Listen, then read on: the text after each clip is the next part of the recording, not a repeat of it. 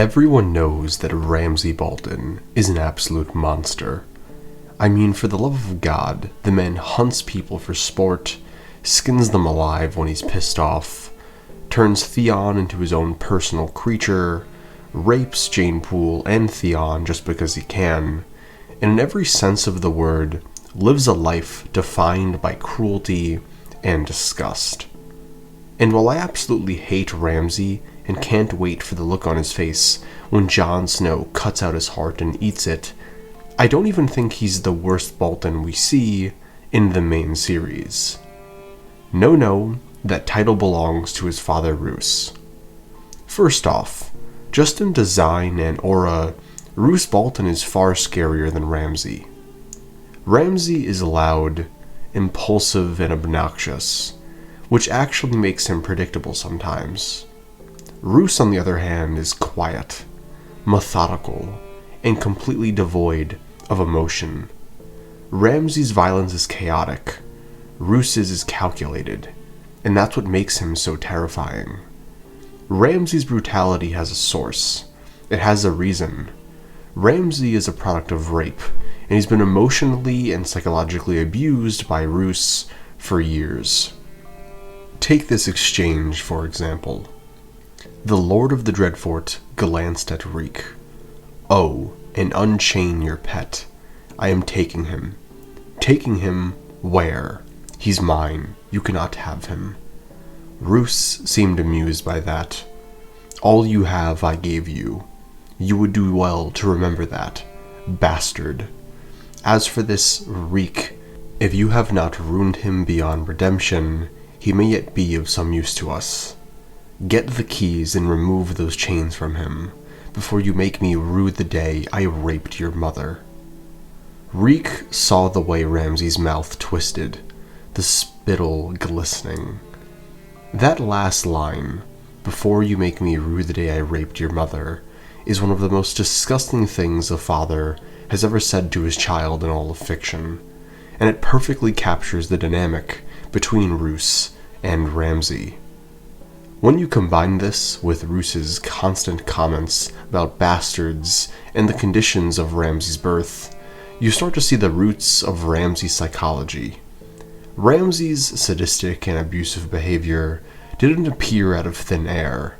It's a direct byproduct of the emotional abuse and contempt that he endured from his father. And no, this is not a defense of Ramsay Bolton. Ramsay is a despicable individual, someone who takes pleasure in the most abhorrent acts imaginable, but it's important to understand where this comes from. Ramsay Bolton is both a victim and a victimizer. And this leads us to Ramsay's horrific origin story. Roose tells it like this. "She was a pleasant girl, pretty in a common sort of way. She was the miller's wife. Apparently they had married without my knowledge or consent, so I had hanged him and I took her beneath the tree where he was swaying. She fought the whole time. She was lucky I didn't hang her too. A year later, she came to my gates with a squalling baby in her arms. A baby she claimed was mine. I nearly had her whipped and the child thrown in the river." That's Ramsay's beginning. Born from an act of violence, rejected by his father, and raised under the shadow of that rejection. And while the books don't explicitly describe how Roose treated Ramsay growing up, it's not hard to guess. Roose is one of the coldest and cruelest men in Westeros. So cold that some fans even theorize that he's a literal vampire, stealing people's skins to preserve his life. And whether that's true or not, it tells you everything about how people perceive him in the Song of Ice and Fire universe. A man without empathy, without warmth, and without a soul. Ramsay Bolton grew up without love. His father modeled cruelty as normal, so Ramsay mirrored it. He became the monster Roose taught him to be, the physical embodiment of the Bolton legacy of fear and dominance. And beyond Roose's direct abuse, Ramsay was constantly reminded of his status as a bastard, which is why he is so obsessed with Reek. Reek worships Ramsay. Reek treats Ramsay like a god. Without Reek, Ramsay is just Ramsay, the bastard son of Roose, the boy everyone looked down on, and the one that his father hates. Reek even notes that Ramsay is most abusive when he himself has been humiliated, laughed at, or insulted. Ramsay, not knowing how to process his own pain, projects it onto others to feel powerful again. And this all comes from the fact that Roose Bolton is a monster to an immense and unimaginable degree. And it's also just important to note that Ramsay is only able to exist in the capacity that he does because Roose Bolton allows him to be cruel and use the Bolton legacy. And that is just scratching the surface of what makes Roose Bolton so incredibly terrible. One of the most vile things that occurs in A Song of Ice and Fire is the Red Wedding. It's a moment where a son is murdered in front of his mother, and Roose Bolton is the one who deals the final blow. A man in dark armor and a pale pink cloak spotted with blood stepped up to Robb. Jaime Lannister sends his regards. He thrust his longsword through her son's heart and twisted. Now everyone loves to give Tyrion and Walder Frey all the credit for the Red Wedding, and rightfully so, but somehow everyone forgets that Roose Bolton was involved as well. A man who fought by Robb's side, but the second that he saw a better opportunity, brutally murdered Robb without a care in the world as to whether or not the rest of the world would care or even about his own honor in and of itself. And he even whispered a petty-ass line into Robb's ear as he laid there dying. Now, while his parenting of Ramsay and betrayal of Robb are what I would argue to be Roose Bolton's worst moments in terms of mass damage, what really separates Roose Bolton, for me, as the true monster of Westeros, is just the air he has about him. There's a long-running theory in the fandom known as the Bol-on theory. And honestly, when you start putting the pieces together, it doesn't feel all that out there. The idea is simple but terrifying. Roose Bolton might be something scarier than a man. He might be something older, something that's been wearing human skin for centuries. And while it sounds insane, the evidence is pretty compelling. For one, the faceless men of Braavos have already shown that it's possible to remove and wear another person's face as a disguise. So in some capacity it is possible that Roose could be at least wearing someone else's skin as some form of a disguise. And it makes sense since he's a Bolton, whose sigil is literally a flayed man. And then there's the thing about Ramsay Bolton's eyes.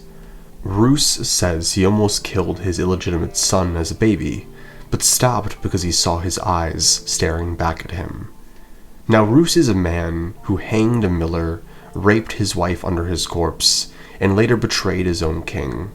So suddenly finding morality at the idea of kinslaying doesn't exactly make a whole lot of sense.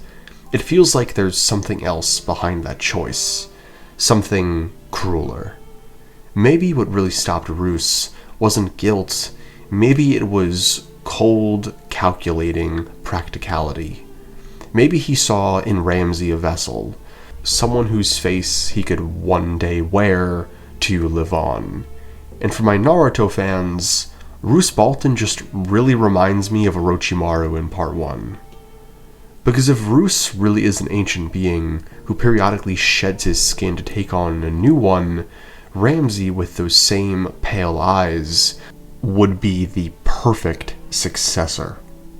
And this connects to one of the creepiest little details about Roose Bolton. He doesn't seem to age. Though past 40, Roose was as yet unwrinkled, with scarce a line to tell the passage of time. There was an agelessness about him, a stillness. No scars, no wrinkles, no signs of life or decay.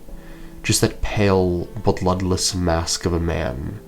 In fact, nearly every description of Roose mentions his eyes. Cold, colorless, and emotionless. Or his voice, soft, flat, and empty.